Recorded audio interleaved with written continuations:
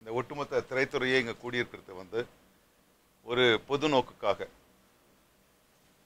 ஒரு நியாயமான சட்ட ரீதியாக நிரூபிக்கப்பட்ட ஒரு விஷயத்தை நடைமுறைப்படுத்துவதற்காக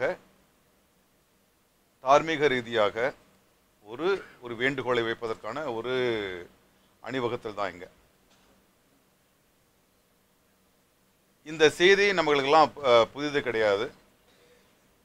ராஜீவ்காந்தி கொலை வழக்கில் கைது செய்யப்பட்ட, இன்று சிறையில் 1/4 நூற்றாண்டுக்கும் மேலாக வாடிக்கொண்டிருக்கின்ற 7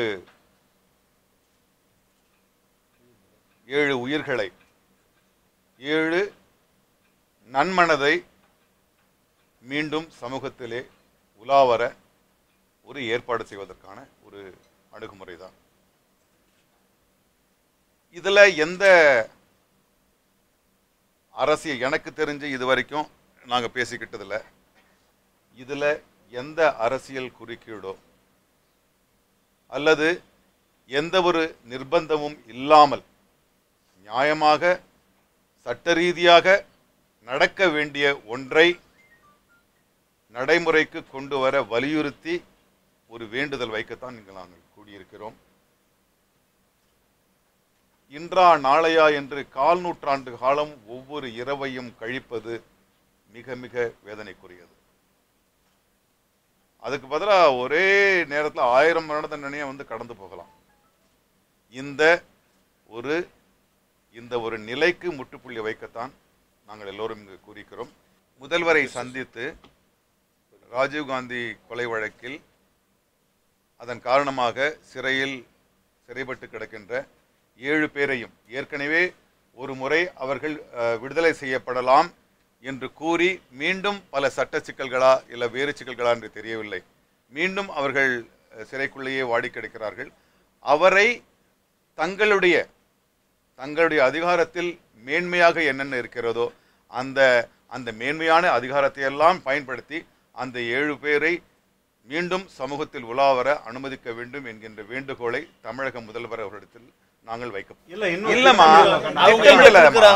தமிழக முதல்வர் அவர்களிடம் கோரிக்கை வைப்பது மட்டும்தான் இப்போ நோக்கம்.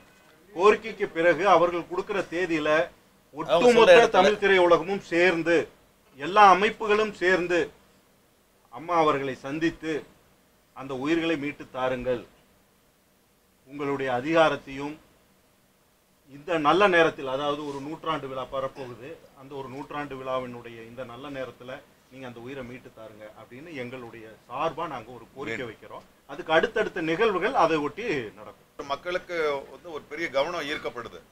அப்போ அந்த மக்களுக்குள்ள ஒரு விவாதத்தை இதை ஏற்படுத்தலாம். என்ன சினிமாக்காரங்களா அதில் வந்திருக்காங்களே, என்ன விஷயம், இன்னும் கொஞ்சம் ஆர்வத்தை காமிக்கலாம். இந்த விஷயம் வந்து பரவலா போய் சேருன்றது தான் ஒரு இது. ஏற்கனவே பேசுற மாதிரி வேண்டுகோள்னா நேரடியாக ஒரு காலத்தை குறித்து போய் வேண்டுகோளை ஒரு உரையில போட்டு கொடுத்துட்டு வந்துடலாம். ஏன் ஒரு பேரணி, ஏன் ஒரு இடத்துல இருந்து நடையாக இன்னொரு இடத்துக்கு நடந்து போனோம்னா மக்களுடைய கவனம் தேவைப்படுது. அவங்க ஆல்ரெடி அந்த முடிவு எடுத்தவங்க தான். சட்ட சிக்கல்னால் மட்டும்தான் தடுக்கப்பட்டிருக்கே தவிர மற்றபடி அவங்க அந்த மனநிலையில் இருக்கிறவங்க தான். அதனால் நாங்க எல்லாரும் சேர்ந்து மறுபடியும் ஒரு முறை ஞாபகப்படுத்தி வேற ஒரு சூழ்நிலையிலாவது இது வெளிவருமா, இதில் கொண்டு வந்துட முடியுமாங்கிற ஒரு ஆதங்கம் தான். சரிங்களா? இதுல எது நல்லது நடக்கணுமோ அந்தந்த ரூட்டுக்கு போய் நல்லது செய்வோமே, என்ன இருக்கு?